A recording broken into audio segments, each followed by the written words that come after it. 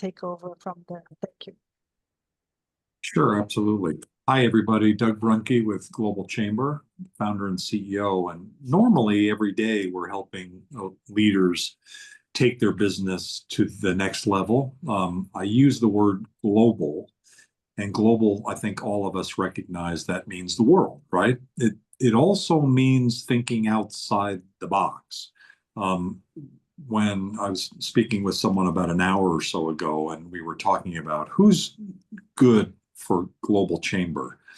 A nail salon in Biloxi, Mississippi, where you're just focused in on delivering within a few block radius, and really that's your life, your business, and what you're doing. That's a very different story than all of us here, right? It's not better or worse. It's just different. And what's different about it is that in our world, people have something that they're doing. They're thinking about doing other things. They're often doing multiple things, maybe 10 things or 20 things all at once. And so I don't know what the word is for that. And if you have a good idea for what that word is, let me know. But we all know that interesting people that we almost all want to meet are those that are doing really interesting things, and they want to know about opportunities, and they sort through them, and they find amongst all of those opportunities things that float their boat. And so what Global Chamber is all about is that global mindset, that global thinking. And this program is that mindset with real estate. The people who are involved with real estate, Anita was just talking a few minutes ago before the recording started about how she didn't talk about this, but she's definitely somebody who's involved on multiple levels in different businesses, including currency exchange. She's also interested in real estate. She's an investor. She owns properties, and she does different things. She is an interesting person from a global perspective for Global Chamber, and undoubtedly all of you are too. So what we want to do with this group is attract more and more people like that all over the world that are open to different opportunities, be able to curate the content so that that information can be sorted through within this group, either here in person or in other ways, and then ultimately to do deals, to do activities that result in actions that move the needle forward for all of us. So thank you, Ellen, and thank you, Jim Huang, for leading this effort within Global Chamber. I turn it over to you, Ellen. I know you've got some things we're going to be talking about today, and I look forward to the program. And then ultimately, I think over the next few days, or maybe the next couple weeks at least, there'll be some special announcements that will tie in some of the things that you guys have been working on with Global Chamber and talk about our next steps. And I know we're meeting this week to talk more details about that. I think today you may not have anything to really discuss about that, but certainly everybody here in the room and those moving forward, we look forward to working with you and finding ways to move this forward so that we all can benefit. So Ellen, thank you for your leadership, and I turn the program over to you. Thanks for the collaboration. Thank you, Doug. Good morning, good afternoon, good evening, everybody around the world. Thank you for coming today for this Globinar Real Estate Roundtable. So today we have a very special speaker and guest. As Doug had mentioned, Anita Rodell. She is the founder and president at SBPI Services, Inc. She's based in Southern California. She's the founder of SBPI Services, which represents several non-bank currency exchange companies, and they're focused to help real estate investors and global companies lower the cost and rate risk of their cross-border payment. Anita has spoke at real estate conferences in US, Mexico, and Spain. And she is also a communication specialist. Her corporate webinar about your elevator pitch is designed to help business network through the process of creating a concise 30-second B2B elevator pitch. While her one-on-one pronunciation coach via Zoom help foreign business professionals speak a more accent-neutral American English.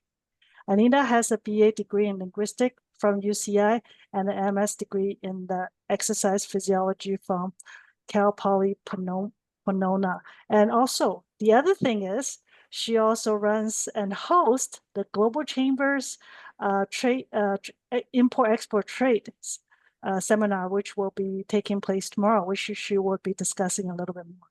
But today, the main topic she'll be talking about is currency exchange. Thank you, Anita. Would you please take it away and share with us a little bit about currency exchange and also what it's all about? Thank you. Thank you. I'm going to minimize this and put that there. And then before I forget, since you just mentioned it, Ellen, the Export-Import Forum tomorrow, my guest speaker is Demetris Evans. She's an attorney. She's a trade attorney. And we'll be talking about all the things that you don't even know that you don't know about contracts for importing and exporting. So hope you can make it. It's at noon tomorrow. You can find it on the calendar for the Global Chamber. Anyways, today I'm focusing on currency exchange for global real estate transactions. Most people don't think about currency exchange as being an integral part of real estate transactions. And if they're domestic, that's a very true statement. But if they are anywhere across any border, then currency exchange becomes a very important part of the whole procedure. So, a couple things to know. The foreign exchange market is the largest financial market in the world. It trades over $7.5 trillion a day. Actually, it's closer to 8.4. We know the statistics, but the triennial summary that comes out by the Bank for International Settlements doesn't come out until December. So for now, we officially have to stick with 7.5 trillion. But it does trade 24 hours a day, 5 days a week. It just rolls around the world. It's decentralized. So somebody's trading somewhere almost every day of the week. And as you can imagine, the foreign exchange market is very volatile. Exchange rates can be affected by many things. These are just a few of them: wars, tariffs, inflation, interest rates, credit ratings, natural disasters, political instability, and changes in international trade laws. They're all going to have an effect on the currency market. And why that's important from a real estate perspective is that can affect the cost of building materials and services in a foreign country. It can affect the cost and the value of assets or businesses held overseas. And it can also affect when you're repatriating your funds or you're reporting to the IRS, the translation of your overseas revenue and your property values will be affected by currency exchange. So let's say you want to go and see what the rate is, and you just Google like USD EUR, the US dollar and the euro. If you're doing it online, what you're going to see is the interbank rate. And as the name implies, it's really only for banks. It's not for consumers like you and me.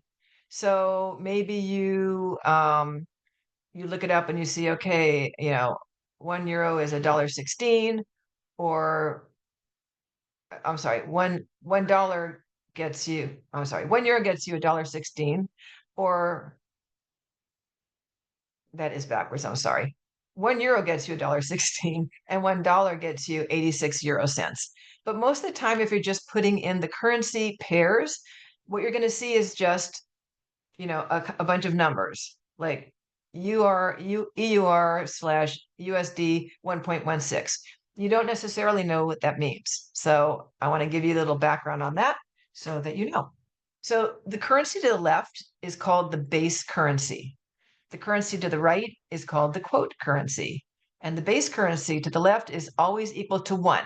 So 1 unit. So in the example above, €1 buys you $1.16 in US dollars. The inverse of that would be for USD to EUR. You get 0.86, so that's 86 euro cents. So $1 will buy you 86 euro cents. If you have something like this where it's actually telling you, that's great, but that's not always the case. So that's why I wanted you to have some background on that.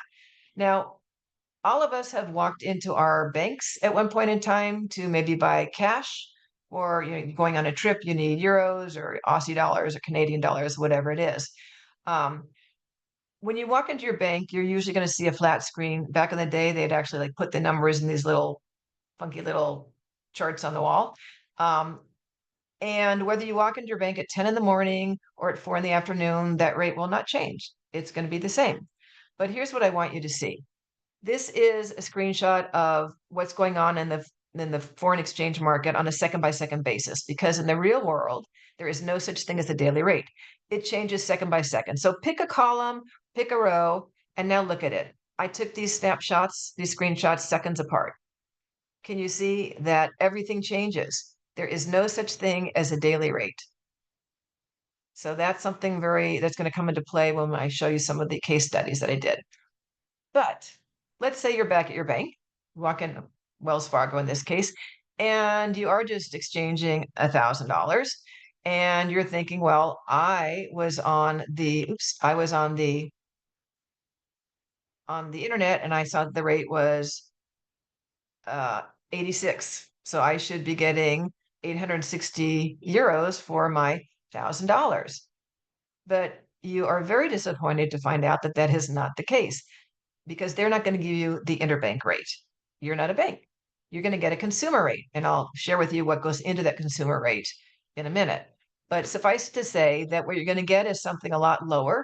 In this case, they're going to give you about 815 euros for your dollars. And it breaks out to be a little bit less than 1,000 because they don't give change. They won't give you like €1 or €5, in coin.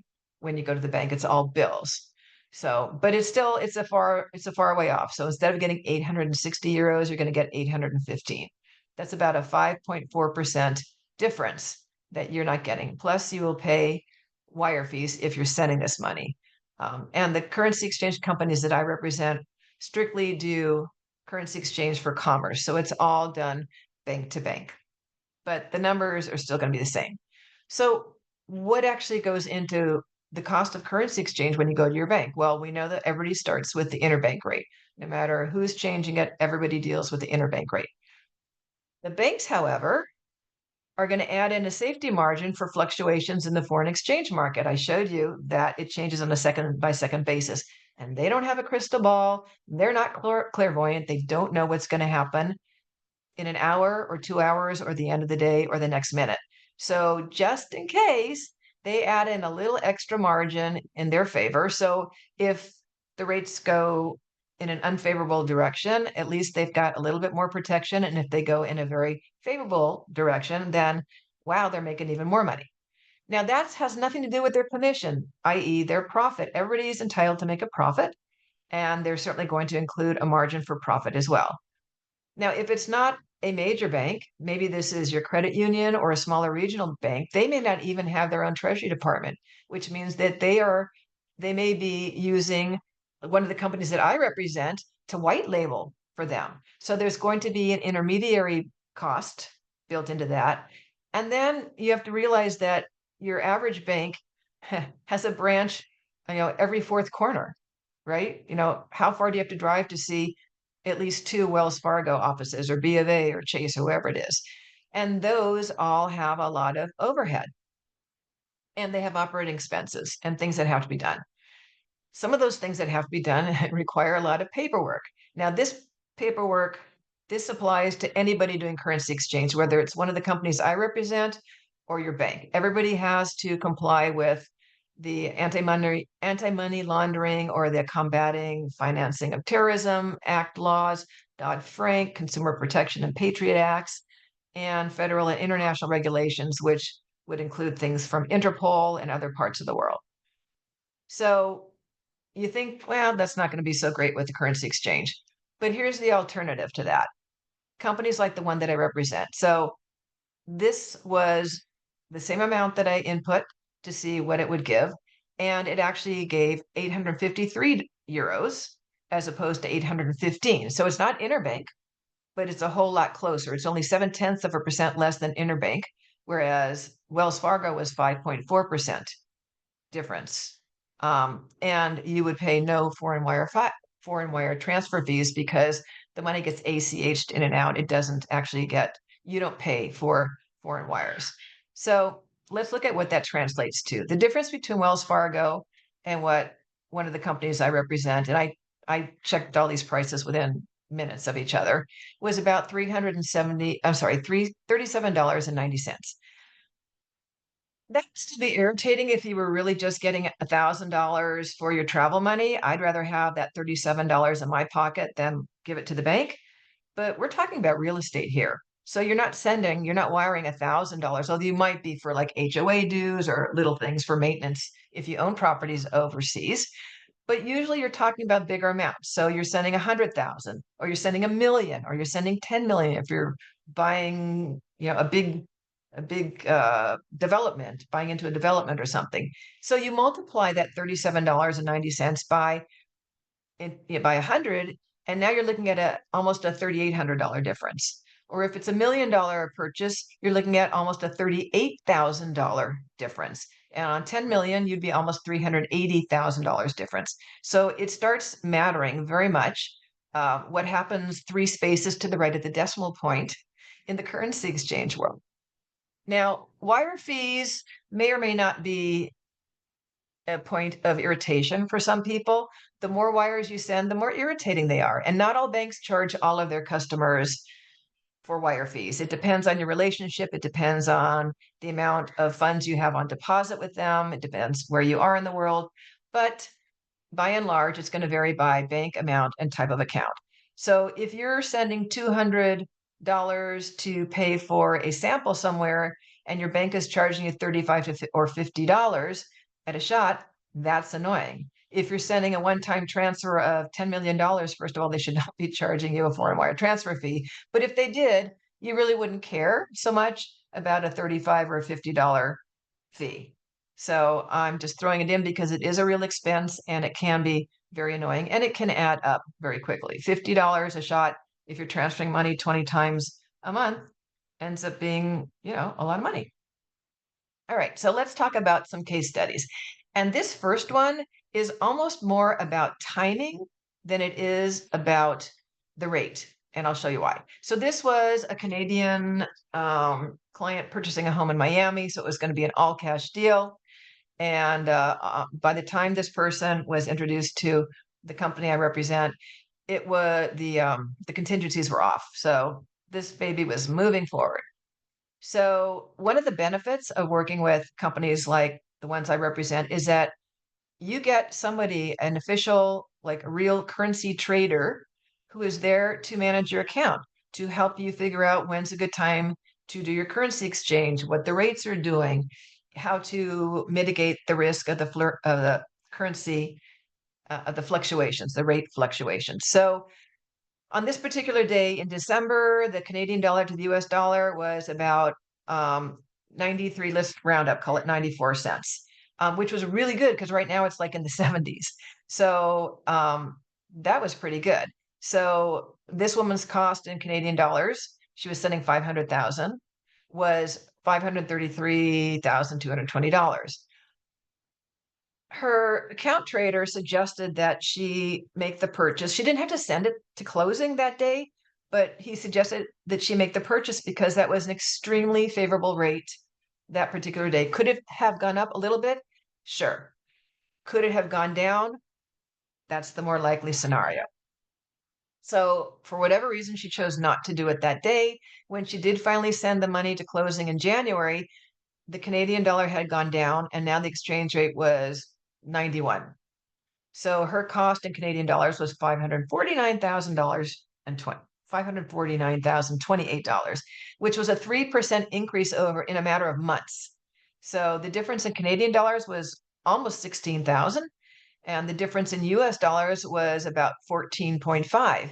And I don't know about you, but that could buy a lot of nice new appliances for a kitchen or wherever, however you want to spend it. So timing does matter. It's very much tied into the rate. You don't always have the luxury of waiting to make the exchange. Sometimes you need to do it on the spot, literally a spot trade. But sometimes you do have the luxury. And if you couple that with getting somebody on the phone with you who's going to give you advice, then that's worth its weight in gold. I will tell you, I've been on speaking panels actually for the Beverly Hills Greater LA Association of Realtors. I was on a panel for currency exchange, and one of the speakers was the currency trader for Wells Fargo. And all he talked about was, well, if you don't have like millions and millions on deposit with us that you'll never be talking to me personally. And I'm like, ha, ha, ha, ha, ha.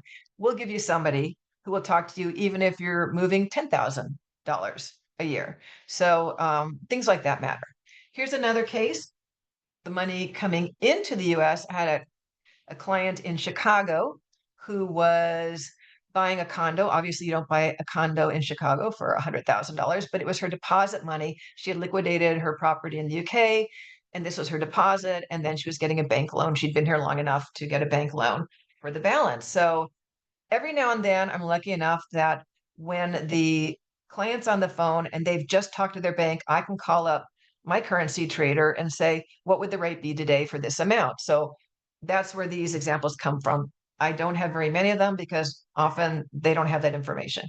At any rate, so her bank was going to charge her about 70,000 pounds to buy 70,900. Let's round up 71 to buy $100,000. The exchange rate that we quoted her was considerably less. So she got a 1.41 pounds to dollars. We gave her a 1.523 pounds to dollars. So her cost was only 65,659 pounds to buy that same $100,000. So an 8% difference. And she didn't have to pay any receiving wire fees on our end because it was being ACH'd into her account. So, 5,200 pounds difference, that's a big deal. Here's another one, a client who had sold his mom's house in France, was bringing her to live here with him because she was older. So he needed to bring 120,000 euros into the US, and his bank in France quoted him $1.05 in the exchange rate. So he would get $126,000 for his money. Well, we quoted him $1.09 and change. So he was going to get $130,980, almost 131. So almost $5,000 difference, a 3.8% difference. And again, his bank was going to charge him. He would have paid foreign wire transfer fees in both directions. And with us, he paid on the outbound because that was his bank's issue. And he paid none on the incoming side here. Last one, this was there's two more, sorry. Client buying a second home in Portugal, needed to send 232,000 euros. Her bank, Wells Fargo, quoted her 88 and change euro cents to the dollar. So her cost would have been 262,700 and change US dollars. We quoted $1.11 and change. So her cost was only 259,499. So it wasn't a huge difference. It was a 1.3 difference, but it was still almost $3,300 difference and no foreign wire transfer fee to send. And lastly, here's another one, a client, Canadian. This is going the other direction. This client is Canadian. She lives here with her American husband. Her kid was born here, but he was going to go to college in Canada. So they were buying a house there for him to live in, and he could have a few roommates. And then once he graduated, they would just rent it out. So she needed to send 320 Canadian dollars. B of A, she banks with B of A. So her quote was 1.178. So it would have cost her $271,416 to send those 320,000 Canadian dollars. Our exchange rate to her was 1.2339. So it only cost her $259,320. She would have paid the foreign wire transfer fee with B of A and 4% more. So that was a $12,000 savings with no foreign wire transfer fees. So to bring it all home, there are always strategies that you can use to mitigate the rate of fluctuations. That's what it's all about. So the first way is that you have somebody advising you if you have the luxury of time, or even if you don't. Having somebody else on the phone that can look at your account, figure out what your needs are, and advise you and give you your options, even if it's a spot trade that day, is a very good idea because, as we talked about earlier, the rates change second by second. Even if you're sending today, and maybe the rate at that moment was really, really good, why not lock it in? Because an hour from now, it could be less. The other thing you can do is purchase currency when the rates are favorable. So that ties into the first one, which ties into the second one, which is the next one, which is you can lock in your rates for up to 2 years. So you can lock in the rates for the day. You can simply buy it right now and send it later if you don't need to send it right away. So there's options for taking advantage of very favorable rates like right now. And then you can also use these companies' holding accounts free of charge to complete your exchanges. So let's say somebody's paying you, like I have a client who brings her retirement from Europe over here. She lives here now. So she gets her pension. And she doesn't really need it to live on like that, that second.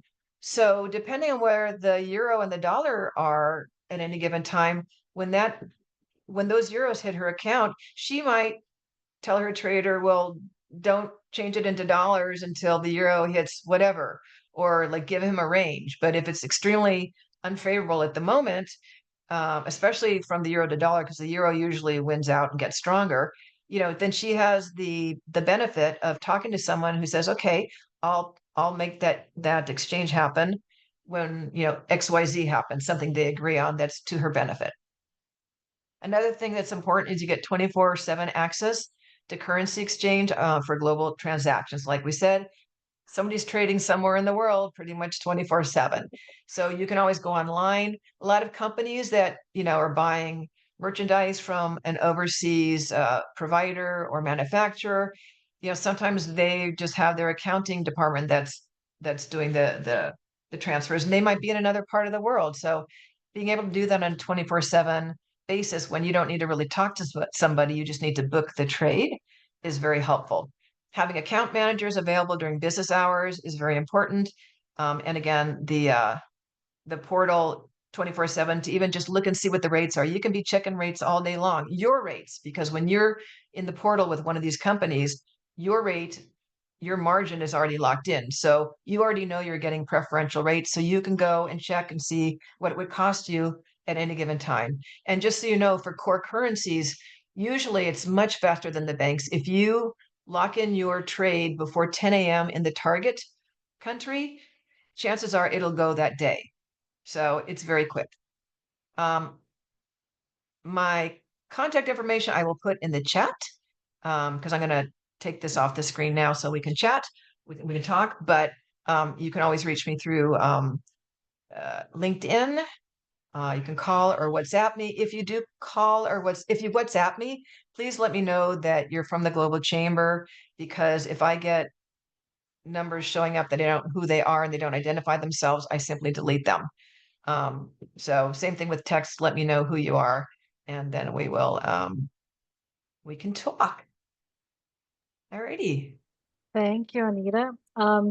Really appreciate, sharing with us about the currency exchange. Of course, when you purchase real estate transaction, usually it doesn't happen overnight. Usually there's a deposit period that people pay into, and then there's a closing period. So maybe share with us a little bit about, how early that people should prepare if they have a transaction that's closing, how long do they need to give a leeway time before completion date? So it only takes a day or two to open an account. It just depends. If it's towards the end of the month, it might take a little bit longer because they're swamped. So as soon as you're going to need to send money to another country, currency exchange. I mean, I have to clarify because usually countries like India and China, if it's having to do with like merchandise, manufacturing, they want to get paid in dollars. So that's not something I could help with because there's obviously no currency exchange going on there. But as soon as they know they're going to be sending foreign currency, it's helpful to open the account. There's no obligation to use it. It costs nothing. It takes like 15 minutes or less to fill out the form. And it's good to have it because then you have the ability to call and start getting information because maybe your target date changes. Maybe it moves up, maybe it gets pushed back. Maybe something else comes up and now you have to do something completely different or in addition to. So as soon as you know you're going to be sending money, it's a great idea just to go ahead and reach out to me, get the account open, and then it's there. You have a resource from that point on, which is worth its weight in gold. And the other thing is, right now with all the fluctuation with various different currencies, with what's happening, you mentioned about some of the things like tariff. Yes. So can you share with us a little bit about how you navigate in this uncertain time? Okay, I will tell you that I work like with importers and things of that sort. Usually they made two big branches, three. There's importers and then people just multinationals doing business, and then real estate investors, people even if they don't consider themselves investors, if you're buying a house in another country, you're investing in real estate, so you're an investor. So the import side just ground to a halt, as soon as the whole tariff thing started blowing up. It's normalizing a little bit more now. Some people simply had to make transfers no matter what, and other people decided not to. So that was a nightmare. That was like 5 months, 6 months of a nightmare. Um, if it wasn't tariff related or import related, then, people were just making their transfers the same as they always were, with an eye toward, well, what's the rate doing today? What's the rate at this moment? Kind of a thing. So those that have to send, regardless, they're going to send. Um, but it's nice to have choices. Yeah, I think one of the other things is, as a Canadian, as you know, the rate have changed so much just within the not just within a week or two, just within the past couple months, right? Like the difference Yeah. has been dramatic. And what we're noticing is, in terms of real estate investment, many people they're concerned about all the exchange rate, and then they decide many people are looking to sell their properties, in the US, cash out just because of the difference in the exchange rate for them to maintain a property down there compared to before.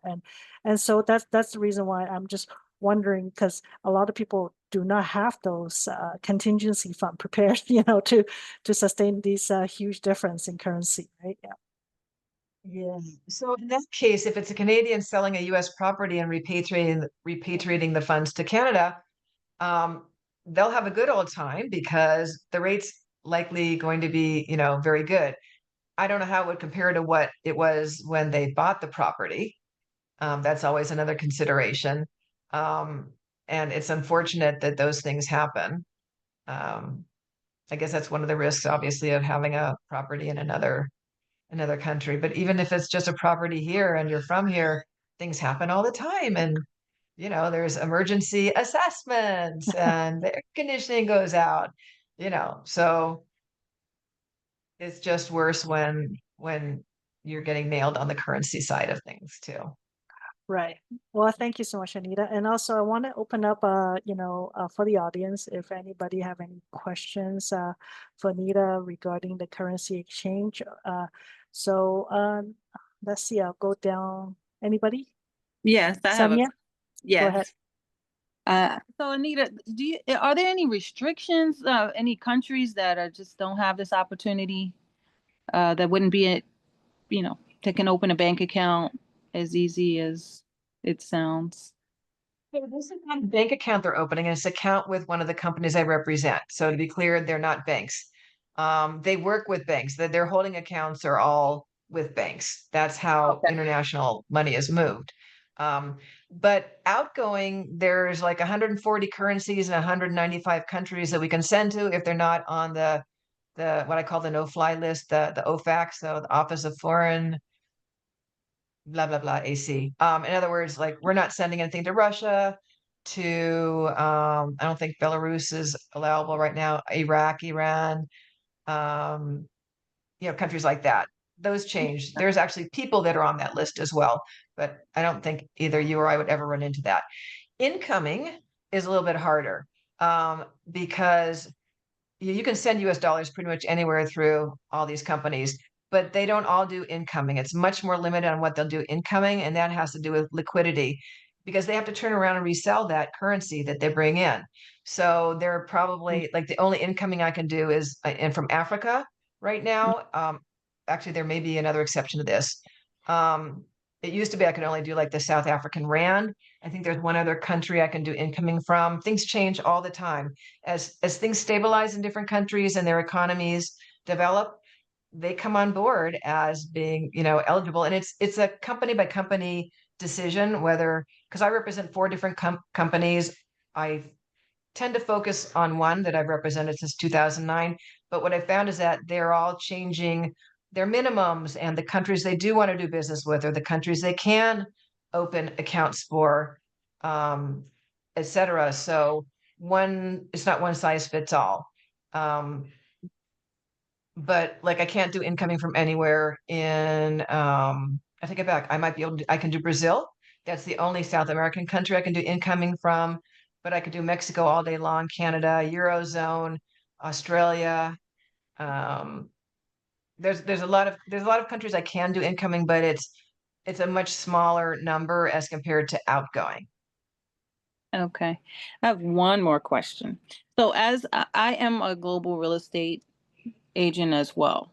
So basically, of course, I'm here located, licensed in Florida, but then I do business in other countries like Dubai, Cyprus, Thailand. So sometimes we travel on trade missions. So, there's a difference in currencies. We have to get used to that wherever country we're in. Do you recommend me having an account similar to what you're talking about for situations where I might want to buy a property in another country as well, and your services might be something I can use? Yeah, absolutely. That would be perfect for that. Not for travel money, but I will tell you that the secret to travel money is that the closer you get to your destination, the more it's going to cost you. So as bad Okay. as Wells Fargo and BofA are here, if you wait till you get to the airport, you're based in Florida. So if you wait Yes. till you get to Fort Lauderdale or Miami International, it's going to be more than if you do it at SunTrust or Wells Fargo or whatever. If you wait till you get to the airport at your destination, it'll be even more. And if you wait till you're actually in the city where you're going to be, you'll be just like gobsmacked. So Okay. always get your travel cash before you go. Oh, okay. Because Um, we know a year ahead where we're going. So I'm just thinking, I was just saying, well, 2026, I know the countries that we're going to be traveling to and the opportunities that, may be seeking. So I'm just curious if that would make yeah. sense. Yeah, absolutely. And then a couple things like in Mexico, if you're like buying like in Baja, usually they're going to dollarize the cost. And I will tell you that whoever quotes the rate is king. So when you get quoted for a property in USD, even though it's in Mexico, based on what I've shared here, that they're building in a margin there, just like the bank would do, because they don't know what's going to happen with the peso. Ultimately, unless they do everything with a US dollar account in their bank in Mexico, but Mexico is really a hard country to work with dollars in, actually.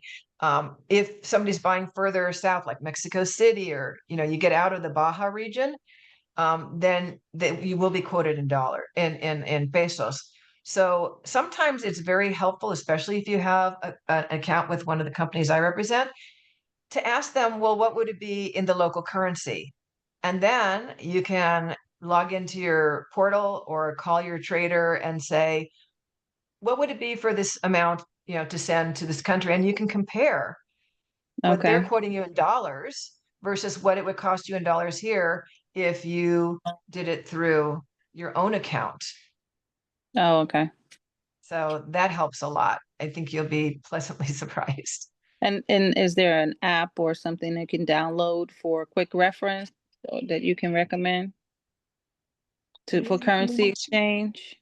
I was using Well, X something, currency X or X currency. those won't tell you what your rate's going to be when you're doing this, because you're not going to use them for that. Those are good for if you're sending, $300 to somebody or $1,000. When you get over like the $5,000 mark, you don't want to use an app. But you will have a portal you can log into on your phone or on your computer with this company, with the companies Okay. I represent. So you'll be able to find the quote at your fingertips. It won't be a problem. Okay, we can talk offline. Perfect. Like to stay connected. All right. I think that's all my questions for now. Thank you. Great questions. Thank you, Samiyah. Anybody else? Ron, do you have any questions for Anita? Okay, Johannes? Oh, Ron. Okay, he's coming online. Ron? You're muted, Ron.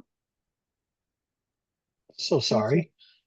Anita, are you hearing anything with regards to the revaluation in Iraq? I'm not, and we don't deal with Iraqi dinar. I used to Good. get calls from people that said, "Oh, I bought these Iraqi dinar as investments," and I'm like, I don't know, frame them? I don't know. I have no idea. There's just We been a can't lot even, I of, don't think we can even send there right now. yeah, there's just been a lot of news on it lately out of Iraq. So I was just curious if you'd heard anything. So, You know, I get like real basic summaries every day. I don't even pay attention to them because the people I deal with, they have to send. Like it's part of their business. So, and I'm not the person that handles the trade anyway. Like, you know, yeah. so I try not to get too deep in those weeds. Okay. Thanks. Hey, Doug, you came online. Do you have a question for Anita? Oh, No, I don't. I'm just listening. Thanks. okay. I think, okay, I don't see anybody else have any questions. Okay, Michael? I guess no further questions. So Anita, I really appreciate, your presentation. And so just one other thing is, what are you observing right now? What kind of currency exchange are you seeing the most in terms of the exchange between the two currencies? Mostly Europe, just because that's what my clients have been working with for a long time. Because the Eurozone is a bunch of different countries, so I just lump them all together, basically. So that and Mexico, because I also network with a lot of people from Mexico, so I tend to get referrals and clients from those. So yeah. Yeah, that's great. So I guess if anybody interested in currency exchange, please reach out to Anita. Thank you so much, Anita, for your presentation. you. Thank you. Thank you. And Ron, are you there? Are you online? Yes, I'm still here. You're still there. Wonderful. Ron, since I have you on the line, would you please share with us a little bit? I just want our guests to do like a 1 minute introduction of what you do, and also, thank you for all the guests for being here. Go ahead, Ron. Turn my camera back on. Basically, I'm in finance, private money lending, foreign national loans for real estate, even short-term solutions, like if somebody needs earnest money or a double close on an investment property. We can even do zero down investment property purchases of anything from residential to commercial investment property. But that's primarily, I've got a couple other things I do in the real estate space on the development side, but primary finance and funding solutions for pretty much anybody that's in the investment property space. So Thank you so much, Ron. So if anybody welcome. needs any assistance in that part, please reach out to Ron. And right. Thank you. Thank you. Samiyah, would you like to share with us? I know you mentioned you're the global real estate investment. Maybe share with us a little bit about your main business and also some of the key trends that you're seeing in your side of like in the Orlando area. Thank you. Sure. Thank you so much. Well, I am a broker owner with Global Premier Real Estate. I have been for, I would say, over 20 years and based out of Florida. But last couple of years, I've been going into more of a global space because majority of people that relocate or Samiyah? live in, yes. Could you hold on for a second? Whoever is the Global Chamber host, I hope it's not me. Maybe it is me, but I can't figure out how to remove the spotlight from Anita. Somebody put that on there, and neither of, is Jem or Cesar, are you in the call, or is that you, Sophie? I'm really sorry. Change the view. That was it. Jem started and I continued, so I didn't know it was a spotlight on there. Sorry for that. I just removed it. Yeah, I mean, it also, like, maybe just give some other folks the host too, so we all have some flexibility. So then we don't have to bother. Sorry, Samiyah. We got It's I all was right. trying to I got figure it. out. I saw it there. I was like, okay, I guess it's a different feature. It's all right. I But enjoy Anita was being looking. good with it. She's just there, and she's like, okay. This is what I it is. enjoy looking at Anita, but while you were talking, having Anita there, it was a little disconcerting for all of us. Well, I So I think changed it all to the other view, though. You could just put it on gallery view, but it may not change the recording part of it. Yeah, it just has your face there, like you're the only one on the Zoom. That's how it looks to us. that's how it was for No me matter too. who's speaking, we saw you. Yeah, so I think we said because Anita was talking, we just didn't pull it off. So sorry to interrupt. I just wanted to make sure. It's okay. I did get a Samiyah, little time in you, the beginning, but basically I've been in the there you business go. for some time and I do global real estate. I'm part of my global council. I'm heavily involved in the real estate space. What I'm seeing is that because of all the, like, let's say tariffs and things that are going on with like immigration situations, people are trying to rent their properties out. Like if they're not here, they're trying to use the time by renting everything out. Or there's a lot of Canadians that are selling because of, just whatever's going on at the time. But a lot of people are inquiring with me about places to buy abroad.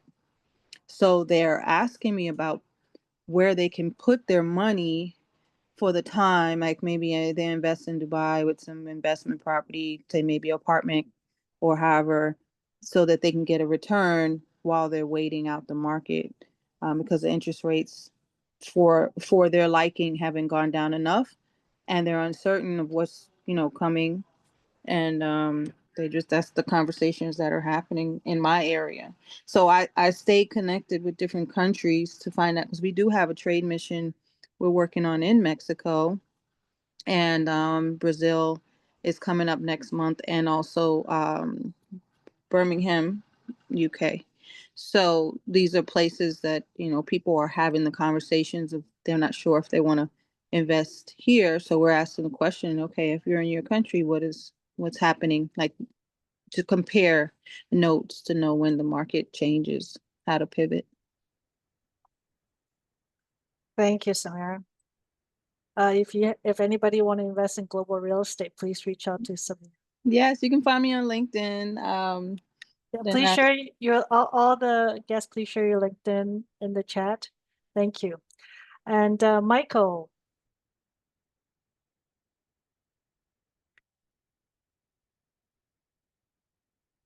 Michael, are you there? Okay, I don't think Michael is there. Theory, would you like to share with a little bit about what you do? Theory, are you there? He's the global Chamber's global advisor for Utah. So would you like to say a few words? Or? We've run out of time. Oh, you're on. Okay. So thank you so much. Really, thank you everybody for being here. And Doug, I'll let you have the last words before we close out. Thank you. Thanks. And Terry saying he has no mic, so that's Oh, okay. cool. So we try to be finished at 55 when we're right on the money. So no, thank you, Ellen. And I think the next step is Jim was not going to be available, and I think we've got next week already set. Do we have next week's program already set? Is there a speaker already? Yeah, we will send out the speaker information. So we'll have a discussion tomorrow too. And of course, I want to share with everybody to save the day for October 5th. We will have an in-person event in Vancouver. So Doug, I will talk to you more details about it. Okay, very cool. Yeah. Okay. Great. Looking forward to it. And so thanks everybody for joining. We'll have more information. I believe the next meeting of this is on Wednesday, and between now and then we'll probably have a communication about next steps. And I think, like you said, we're meeting internally tomorrow. So thanks, Ellen, for your leadership. Thanks everybody for attending, and look forward to next steps. Have a great day, everybody. Thank you, so everybody. much. Have a good day. Thank you. Bye-bye. Thanks, Anita. That was great. Great presentation. Thank you, Anita. Really appreciate it. Have a good day, everybody.